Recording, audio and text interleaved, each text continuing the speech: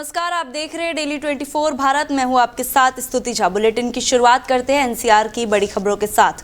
नोएडा के सेक्टर 63 थाना क्षेत्र के अंतर्गत चोटपुर कॉलोनी में चोरों के हौसले एक बार फिर बुलंद नजर आए।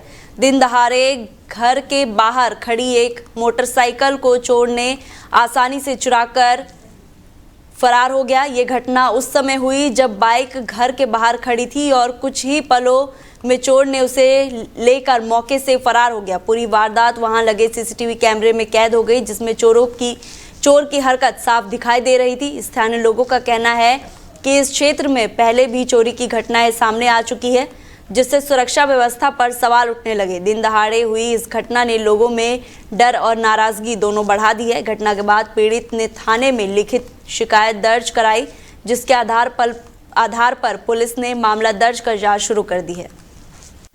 तो ये मुजफ्फरनगर में पुलिस और बदमाशों के बीच बड़ी मुठभेड़ हुई है, जिसमें लूट की योजना बना रहे 8 बदमाशों से आमना सामना हो गया। ये मुठभेड़ मीरापुर थाने क्षेत्र के कुतुबपुर गंग नहर के पास हुई। मुठभेड़ के दौरान पुलिस की जवाबी कार्रवाई में 2 बदमाश आरिफ और साजिद घायल हो गए, जबकि कामबिल ऑपरेशन के दौरान 6 अन्य बदमाशों को गिरफ्तार किया गया। इस कार्रवाई से इलाके में हड़कंप मच गया है। पुलिस ने गिरफ्तार बदमाशों के पास से 2 तमंचे, 6 चाकू और कई कारतूस बरामद किए। शुरुआती जांच में सामने आया कि सभी आरोपी बिजनौर, दिल्ली और मेरठ के रहने वाले हैं। पुलिस के अनुसार पकड़े गए सभी बदमाशों के खिलाफ पहले से ही 2 दर्जन से अधिक आपराधिक मामले दर्ज हैं।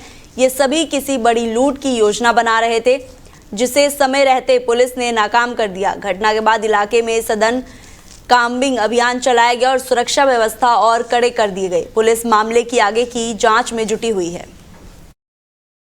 मैडम, मीरापुर पुलिस की बदमाशों के साथ मुठभेड़ हुई है, क्या है पूरा मामला, जानकारी दीजिए। आज थाना मीरा पुलिस को अपने मुखबिर द्वारा सूचना प्राप्त हुई कि कुतुबपुर झाल पे कुछ संदिग्ध व्यक्ति किसी घटना को अंजाम देने का प्रयास कर रहे हैं। जब पुलिस घटना स्थल पे पहुंची तो पुलिस के पहुंचने पर उन्होंने पुलिस पर फायरिंग करना स्टार्ट कर दिया। अपनी आत्मरक्षा में पुलिस ने सूक्ष्म फायरिंग करते हुए कुछ बदमाश घायल हो गए हैं और इन बदमाशों का नाम जब प्राथमिक जांच करी गई तो पता चला आरिफ और साजिद हैं, जिनके ऊपर 1 दर्जन मुकदमे दर्ज हैं। कोम्बिंग में 6 बदमाश मिले हैं, जिनके पास से 6 चाकू बरामद हुए हैं और घायलों को CHC जानसठ लेके जाया जा रहा है और अग्रिम विधिक कार्रवाई की जाएगी।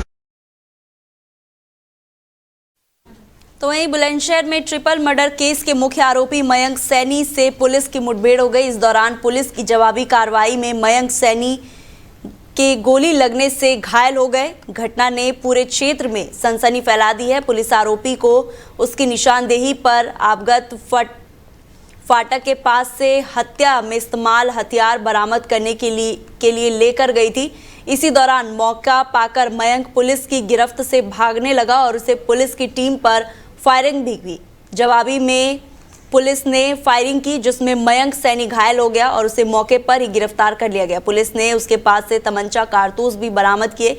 ये पूरा मामला खुर्जा में एक जिम के अंदर जन्मदिन पार्टी के दौरान हुए विवाद से जुड़ा है, जहां केक लगाने को लेकर हुए झगड़े में 3 लोगों की हत्या कर दी गई थी। इस ट्रिपल मर्डर केस में पुलिस ने अब तक 10 लोगों के खिलाफ मुकदमा दर्ज किया है और 3 आरोपी को पहले से ही गिरफ्तार किया जा चुका है। खुर्जा नगर पुलिस और स्वाट टीम लगातार जांच की कार्रवाई में जुटी हुई है। पुलिस का कहना है कि मामले की गहराई से जांच की जा रही है और बाकी फरार आरोपियों की तलाश की जा रही है। विगत 25/26 की रात्रि में हुए मर्डर में थाना खुर्जा नगर पुलिस के द्वारा 3 अभियुक्तों को गिरफ्तार किया गया था, जिनसे पूछताछ के दौरान यह संज्ञान में आया कि उनमें से एक अभियुक्त मयंक पुत्र प्रेमचंद के द्वारा एक अवैध असला अगवाल फ्लाईओवर के नीचे छिपा कर रखा गया है। अभियुक्त की निशानदेही पर थाना खुर्जा नगर पुलिस उस असले को बरामद करने के लिए अगवाल फ्लाईओवर के नीचे पहुंची। तभी मौका पाकर पुलिस टीम से छुड़ाकर भागने एवं पूर्व से छिपाए गए असले के द्वारा पुलिस टीम के ऊपर जान से मारने की नीयत से अभियुक्त मयंक के द्वारा फायर किया गया। आत्मरक्षार्थ जवाबी कार्रवाई में पुलिस टीम के द्वारा भी फायर किया गया, जिसमें अभियुक्त को पुनः घायल अवस्था में गिरफ्तार किया गया है तथा इसके पास से एक अवैध तमंचा 315 बोर का बरामद हुआ है, एक खोखा कारतूस बरामद हुआ है।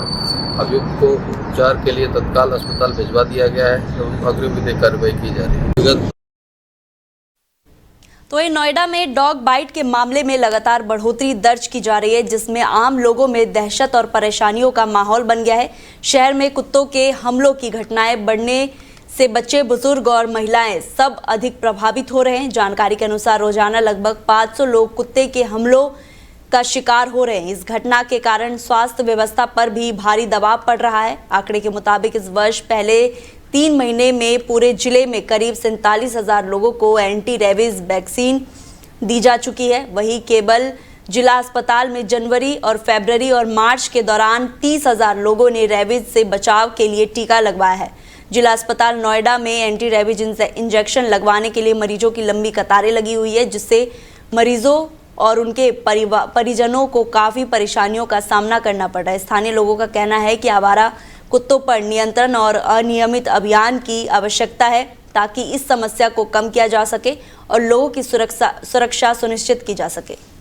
जिला अस्पताल में लगभग 300 से 5 आजकल तो 500 के बीच तक पेशेंट आ रहे हैं और जनवरी से लेकर अब तक लगभग 30,000 के करीब पेशेंट आ चुके हैं हमारे यहाँ वैक्सीन लगवाने के लिए। बिल्कुल हमारे यहाँ वैक्सीन एकदम पर्याप्त मात्रा में है और वैक्सीन के साथ साथ हमारे यहाँ एंटी रेबीज सीरम भी पर्याप्त मात्रा में है।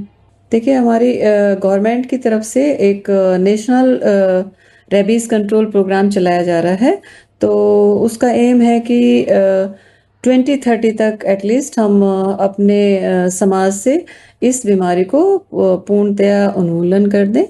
तो इसके अंतर्गत सरकार की तरफ से बहुत सारे कदम उठाए गए हैं। एंटी रेबीज वैक्सीन और सीरम ये सब अवेलेबल कराया गया है। अवेयरनेस प्रोग्राम है और सेपरेट क्लिनिक्स का एस्टेब्लिशमेंट भी है। तो जैसे ही कोई इन्फेक्टेड एनिमल्स जो होते हैं उसके द्वारा अगर किसी भी पर्सन को बाइट या स्क्रैच किया जाता है तो उससे रेबीज होने का खतरा होता है। तो इससे प्रिवेंशन के लिए हमें तत्काल ही अपने जो भी घाव है या वहाँ पर जहाँ पर भी स्क्रैच वगैरह कुछ किया है उसको साबुन और पानी से अच्छे से धो लेना चाहिए और जल्दी से जल्दी हॉस्पिटल में आकर वैक्सीनेट करा लेना चाहिए। जिला तो ये गाजियाबाद में लोनी कोतवाली क्षेत्र में सोनू नामक युवक की संदिग्ध परिस्थितियों में मौत हो गई, जिससे इलाके में तनाव और सनसनी फैल गई है। परिजनों ने आरोप लगाया है कि युवक की लाठी डंडों से पिटाई की गई थी, जिसके बाद उसकी मौत हो गई। जानकारी के अनुसार 25 अप्रैल को सोनू अपने दोस्तों के साथ एक मुस्लिम परिवार के घर के सामने खड़ा था। इसी बात को लेकर विरोध हुआ और दोनों पक्षों के बीच कहासुनी के बाद मारपीट हो गई। आरोप है कि इसी दौरान सोनू को लाठी डंडों से बुरी तरह से पीटा गया। मारपीट के बाद सोनू को जीटीबी अस्पताल में भर्ती कराया गया है, जहां इलाज के बाद घर लौट आया था, लेकिन बाद में उसकी तबीयत अचानक बिगड़ गई और दोबारा अस्पताल ले जाया गया, जहां देर रात उसकी मौत हो गई। लोनी पुलिस के अनुसार शुरुआती जांच में 2 पक्षों के बीच मारपीट की बात सामने आई है। पुलिस का कहना है कि घटना के बाद युवक को बाइक पर घूमते भी देखा गया था और बाद में उसकी तबीयत बिगड़ी है। मृतक के परिवार ने आरोप लगाया है कि 4 लोगों ने उसके बेटे को पीटा है, जिससे उसकी मौत हुई। उन्होंने इस संबंध में तहरीर भी दी है और सख्त कार्रवाई की मांग की है। पुलिस ने एक आरोपी को हिरासत में ले लिया और मामले की जांच जारी है। फिलहाल पोस्टमार्टम रिपोर्ट आने के बाद मौत के सही कारणों का पता चल सकेगा। मेरा लड़का है सोनू, उसका 2 बच्चे हैं, लड़की एक लड़का है। और इन्होंने मुसलमान के लड़कों ने 4 आदमी आकर मेरे बच्चे को हत्या पे हत्या बूझी ना कैसे हत्या पे हत्या शुरू कर दी। क्या नाम है लड़के का? सोनू। नहीं, वो जिसने मारा है उनका नाम का पता नहीं है। आपका क्या नाम है? नाम का पता। आपके लड़के की शादी हुई थी? 2 बच्चे हैं, जिससे एक लड़का और लड़की। अच्छा, तो जब उसने मारपीट हुई थी इसके साथ तो उसके खिलाफ शिकायत दी थी आपने थाने में? चौकी में दी थी। तो फिर क्या हुआ था? चौकी में दी थी हमने। चौकी वालों ने हमारी सुनाई नहीं करी बिल्कुल भी। मेडिकल करवाने क्या से ले जाओ अस्पताल में, ना कोई अस्पताल तक लेके गया, ना इन्होंने कोई ना मेडिकल करवाया। इन लोगों ने सवेरे को ठहराया हूँ, जहाँ भी मैं लेकर जाऊँ 2 अस्पतालों में लेके चला गया मैं, और उन्होंने क्या मेडिकल लेता हूँ, मुझे उल्टा भगा देते। अब क्या मामला है? अब ये मेरे लड़के की डेथ हो गई है। डेथ हो गई है। हाँ जी। तो अब क्या कह रही है पुलिस? अब पुलिस अब ये कह रही है अब पुलिस लोग का एक तहरीर रख दो, तो पिछलने वाले को तो भूल गए, तहरीर है सबको। तो उन लोगों को जब कल आपने शिकायत दी थी उन्हें अरेस्ट किया था? उन्हें अरेस्ट एक आदमी पकड़ा गया था, वो भी छोड़ दिया था आज। अच्छा, 25 में पकड़ा गया, 26 में छोड़ दिया। तो अब कोई अरेस्ट किया गया? ऐसे लेकर छोड़ दिया, अभी छोड़ के दिखा है, छोड़ दिया। अब आया वो अभी 10 मिनट। तो वहीं नोएडा सेक्टर 121 में एक चलती कार में अचानक भीषण आग लग गई, जिससे इलाके में अफरा तफरी मच गई। हालांकि समय रहते कार्रवाई होने से एक बड़ा हादसा टल गया। जानकारी के अनुसार रेनॉल्ट ड्राइवर कार नोएडा से पार्थला FNG एक्सप्रेसवे की ओर जा रही थी, तभी इंजन में ओवर हीटिंग के कारण आग लग गई। आग लगते ही कार में सवार 6 लोगों ने सूझबूझ दिखाते हुए समय रहते वाहन से बाहर निकलकर अपनी जान बचाई। सभी लोग सुरक्षित है, जिससे एक बड़ा हादसा टल गया। घटना की सूचना मिलते ही फायर ब्रिगेड नोएडा की टीम मौके पर पहुंची और कड़ी मशक्कत के बाद आग पर पूरी तरह काबू पा लिया। स्थानीय लोगों के अनुसार आग इतनी तेजी से फैली थी कि कुछ ही मिनटों में पूरी कार आग की चपेटे में आ गई। घटना से कुछ देर के लिए यातायात भी प्रभावित हुआ। फिलहाल पुलिस और दमकल विभाग की टीम जांच कर रही है और आग लगने के कारण केवल तकनीकी खराबी थी या कोई अन्य वजह, उसका पता लगा रही है। तो नोएडा के सेक्टर 107 स्थित प्रतीक एडिफाइज सोसाइटी में एक दर्दनाक घटना सामने आई है, जहां एक कंपनी डायरेक्टर ने 22वीं मंजिल से छलांग लगा दी है। इस घटना से पूरे इलाके में हड़कंप मच गया है। मृतक की पहचान सज्जल मल्होत्रा के रूप में हुई, जो एक कंपनी में डायरेक्टर के पद पर कार्यरत थे। घटना के बाद उन्हें गंभीर हालत में अस्पताल ले जाया गया, जहां डॉक्टरों ने उन्हें मृत घोषित कर दिया। सूचना मिलते ही नोएडा पुलिस और फील्ड यूनिट मौके पर पहुंची और जांच शुरू कर दी है। प्रारंभिक जांच में मानसिक अवसाद की आशंका जताई गई। हालांकि पुलिस सभी पहलुओं से मामले की जांच कर रही है। घटना के बाद परिवार में गहरा मातम छाया हुआ है। पूरे इलाके में शोक की लहर है। स्थानीय लोगों ने भी घटना पर दुख व्यक्त किया है और पुलिस ने शव को पोस्टमार्टम के लिए भेज दिया है और रिपोर्ट के आधार पर आगे की कार्रवाई की जाएगी। तो वहीं नोएडा में अवैध शराब के खिलाफ बड़ी कार्रवाई करते हुए पुलिस ने हजारों लीटर शराब नष्ट कर दी है। ये कार्रवाई थाना सेक्टर 142 पुलिस द्वारा कोर्ट के आदेश पर की गई। पुलिस ने बताया है कि कुल 64 मामले से जुड़ी अवैध शराब को नष्ट किया गया है। इसमें लगभग 3,371 लीटर अंग्रेजी शराब, 323 लीटर बियर और 406 लीटर देशी शराब शामिल थी, जिसे पूरे प्रक्रिया के तहत नष्ट किया गया। कार्रवाई के दौरान जेसीबी मशीन की मदद से गड्ढा खोदकर अवैध शराब को मिट्टी में दबाया गया ताकि इसका कोई दुरुपयोग ना हो सके। पूरी प्रक्रिया आबकारी विभाग उत्तर प्रदेश की मौजूदगी में संपन्न हुई। पुलिस अधिकारियों के अनुसार ये कार्रवाई लक्ष्मी सिंह के निर्देश पर चल रहे अभियान का हिस्सा है, जिसका उद्देश्य अवैध शराब कारोबार पर पूरी तरह अंकुश लगाना है। अधिकारियों का कहना है कि जिले में अवैध शराब के खिलाफ सख्त अभियान लगातार जारी रहेगा और कानून का उल्लंघन करने वालों पर कड़ी कार्रवाई की जाएगी। तो वहीं मोदी नगर क्षेत्र में तेज रफ्तार का कहर देखने को मिला, जहां एक गाड़ी के ब्रेक फेल होने से बड़ा हादसा हो गया। घटना से इलाके में अफरा तफरी मच गई है। जानकारी के अनुसार यह हादसा दिल्ली मेरठ रोड पर हुआ, जहां एक अनियंत्रित वाहन ने 2 अन्य वाहनों को जोरदार टक्कर मार दी। टक्कर इतनी तेज थी कि आसपास मौजूद लोग दहशत में आ गए। गनीमत रही कि इस हादसे में कोई बड़ी जनहानि नहीं हुई और जनहानि की सूचना नहीं मिली। हालांकि वाहनों को काफी नुकसान पहुंचा है। पूरी घटना वहां लगे सीसीटीवी कैमरे में कैद हो गई, जिससे गाड़ी का नियंत्रण खोकर टकराना साफ दिखाई दे रहा है। ये मामला मोदी नगर थाना क्षेत्र का है। पुलिस ने मौके पर पहुंचकर जांच शुरू कर दी और सीसीटीवी फुटेज के आधार पर आगे की कार्रवाई की जा रही है।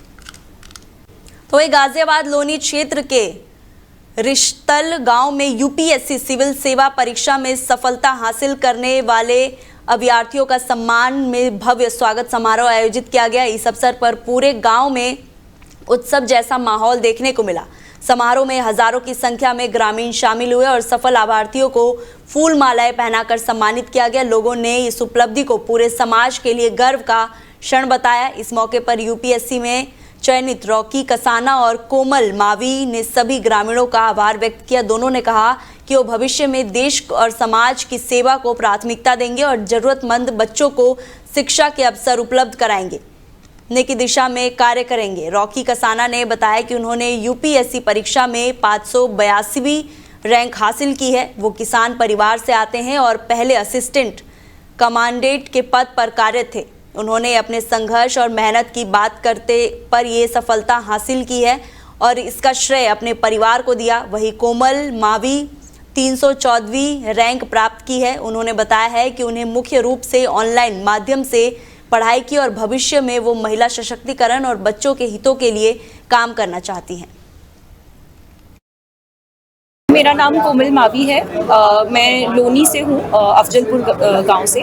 मैंने यूपीएससी में इस बार 314 रैंक हासिल की है। ये मेरा दूसरा प्रयास था। इससे पहले 2024 में मेरे प्रथम प्रयास में मैंने 661 रैंक हासिल की थी, जिसमें मुझे IRS इनकम टैक्स अलॉट हुआ था।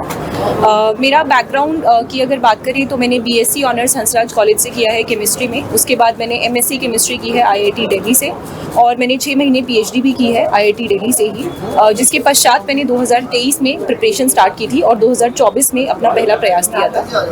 आज मैं गांव रिस्तल में हूं, जहां मेरा स्वागत किया गया है और मैं बहुत आभारी हूं समाज की मुझे बुलाने के लिए और मुझे ऐसा मंच देने के लिए, जहां पे मैं कुछ शब्द ऐसे कह के आगे की युवा पीढ़ी को मोटिवेशन दे सकूं ताकि वो भी अपने सपनों की तरफ पूरी मेहनत से आगे बढ़ सकें। देखिए, ये हमारे 2 परिवार के बच्चे हैं, एक बेटा एक बेटी है।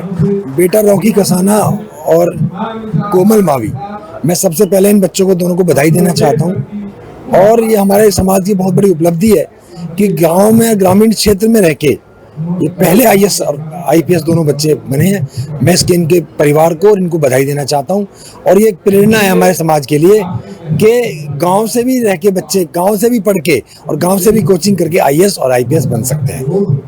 क्या कुछ कहेंगे आप? सामाजिक कार्य में लगातार कार्यरत रहते हैं, जो युवा है जो सरकारी विभागों में तैयारी कर रहे हैं, क्या कुछ संदेश देना चाहूँगा? मैं उनसे ये अपनी तरफ से यही कहना चाहूँगा कि जो भी आप काम कर रहे हैं उसको फोकस्ड होकर काम करें। एक आपका माइंड जो एक दिशा में काम करे, जिससे कि आप लगातार एक दिशा में काम करेंगे तो निश्चित रूप से आप सफलता आपको मिलेगी। तो ये दिल्ली समेत देश भर में अब कचरा प्रबंधन को लेकर नए नियम लागू हो चुके हैं। सॉलिड वेस्ट मैनेजमेंट रूल्स 2026 के तहत बल्क वेस्ट जनरेटर्स की परिभाषा को और विस्तृत कर दिया गया है, जिससे ज्यादा संस्थान इसके दायरे में आ गए हैं। नए नियम के मुताबिक जिन संस्थानों का क्षेत्रफल 20,000 वर्ग मीटर या उससे अधिक है, यहाँ रोजाना 40,000 लीटर से ज्यादा पानी खपत होती है या प्रतिदिन 100 किलो से अधिक कचरा निकलता है, उन्हें अब बल्क वेस्ट जनरेटर माना जाएगा। ऐसे संस्थानों को अब अपने कचरे का प्रबंधन खुद करना होगा।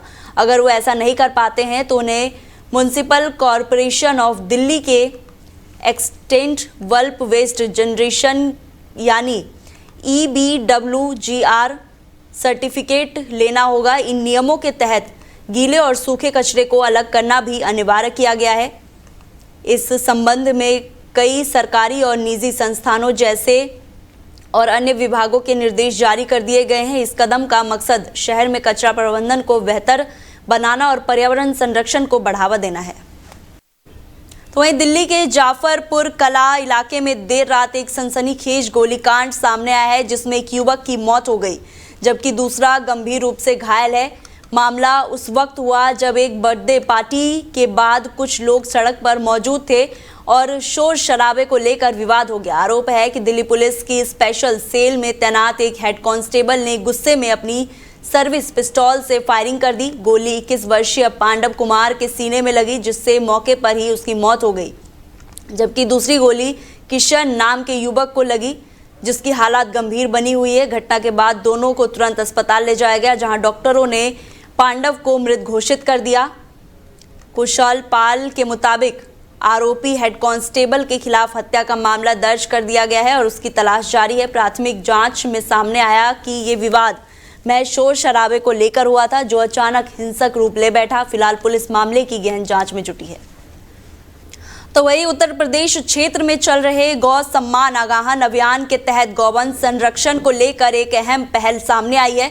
अभियान से जुड़े पदाधिकारियों और कार्यकर्ताओं ने उत्तर प्रदेश के राज्यपाल को संबोधित एक प्रार्थना पत्र भेजकर पूरे देश में गौवंश संरक्षण के लिए सशक्त सख्त केंद्रीय कानून बनाने की मांग उठाई है। प्रार्थना पत्र में कहा गया है कि भारत में गौवंश न केवल आस्था का केंद्र है बल्कि ग्रामीण अर्थव्यवस्थाओं की रीढ़ भी है। वर्तमान में तस्करी, अवैध कटान और बेसहारा पशुओं की समस्या गंभीर होती जा रही है। इस दौरान जिलाध्यक्ष गौरक्षा प्रकोष्ठ आशु सैनी ने गौ पालन मंत्रालय बनाने और कड़े कानून लागू करने की मांग की है। साथ ही प्राकृतिक खेती को बढ़ावा देकर किसानों को रासायनिक खाद को से बाहर निकालने पर भी जोर दिया गया है। अभियान में कई सामाजिक कार्यकर्ताओं और स्थानीय नागरिकों ने भाग लेते हुए सरकार से जल्द ठोस कदम उठाने की अपील की है। कार्यकर्ताओं का कहना है कि गौवंश की सुरक्षा देश की सांस्कृतिक विरासत और आर्थिक मजबूती के लिए बेहद जरूरी है। तो वहीं बुलंदशहर में साइबर क्राइम पुलिस ने 22 लाख रुपए की ठगी का बड़ा खुलासा किया है। इस मामले में चौंकाने वाली बात ये सामने आई है कि पीड़िता माया देवी के साथ ठगी करने वाला कोई और नहीं बल्कि उनका देवर ही निकला। पुलिस के मुताबिक आरोपी तेजबीर ने ई सिम जनरेट कर पीड़िता के बैंक से जुड़े नंबर को अपने कब्जे में ले लिया और खाते से करीब 22 लाख रुपए निकाल लिए। साइबर क्राइम थाना पुलिस ने त्वरित कार्रवाई करते हुए मुख्य आरोपी समेत 3 लोगों को गिरफ्तार कर लिया है। आरोपियों के कब्जे से 50,000 रुपए नगद, मोबाइल फोन बरामद किए गए, जबकि 1,84,000 रुपए पीड़िता के खाते में वापस भी कराया गया। फिलहाल पुलिस ने आरोपियों के खिलाफ संबंधित धाराओं में मुकदमा दर्ज कर उन्हें जेल भेज दिया है।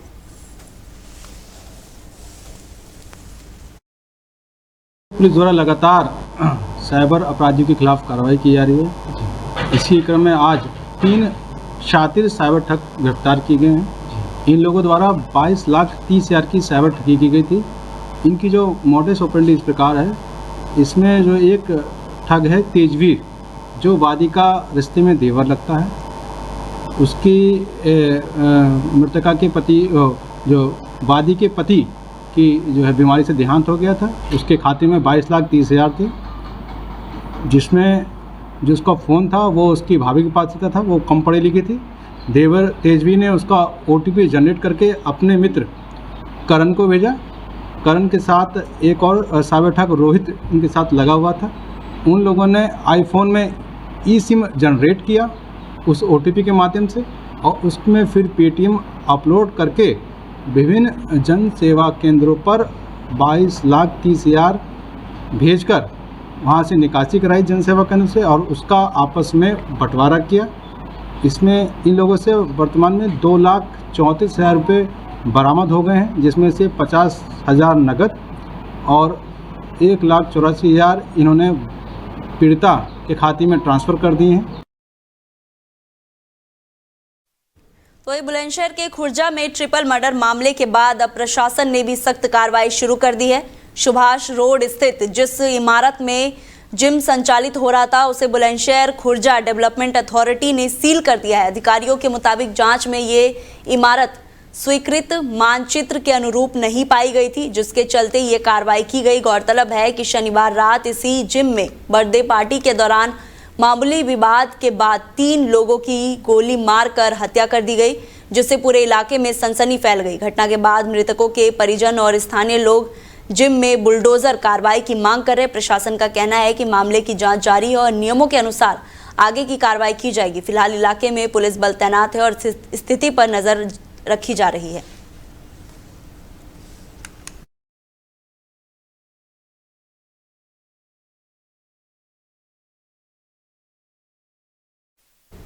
फिलहाल बुलेटिन में इतना ही। आप देखते रहिए डेली 24 भारत। नमस्कार।